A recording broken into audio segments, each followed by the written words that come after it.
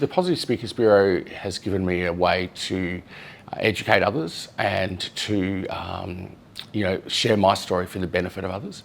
I find it a very powerful experience. It doesn't really matter what audience it is. There's always some feedback that people have been fundamentally changed, but they've just totally learned something new, and I think that's fantastic. I think it's a great way to do it. The Positive Speakers Bureau is for me also very empowering for myself. As somebody who's HIV positive, I've been doing this for a couple of years now, and it makes me feel better about my status as well, and I hope that by doing it, that helps other people. But I've dealt with it, or I've talked to a range of audiences, and yeah, I just love the feedback. I love the feedback I get every time. There's just somebody has learned something new for that day, and I think that's fantastic. I've spoken with other speakers in a duo, which is fantastic, a great connection, and again, it's sort of a broad experience to be shared. I've met some very interesting people. I've learnt that I'm capable of sharing knowledge. I'm capable of presenting. I'm also capable of being proud of who I am. That's been a really important thing.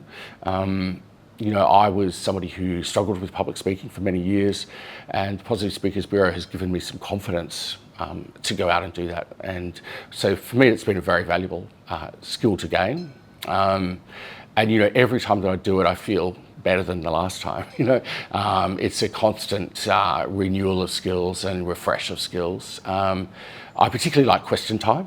I think it's great when somebody has found something that I've said interesting enough or positive enough to ask a question about it and to clarify or to provide more information. And really, education is the way one of the main ways to avoid stigma or to address stigma.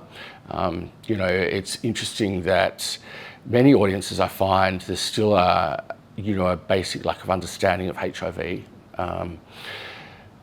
There's still a lack of understanding between what is HIV and what is AIDS, and so it's very important to be able to share that information and to explain those things. I like to do my speaking very much off the cuff, you might say, or very unplanned and unstructured. I like to just go with the flow of what is the theme for the day. If the audience wants a particular way of being addressed about it, I think it's a really valuable way to share. I find that some of the audiences are very mixed, come from different backgrounds. I've been lucky to present to Victoria Police, for example, which I think is something that is a very important program. It's called Community Encounters, and I think Community Encounters is a great way to think about the Positive Speakers Bureau.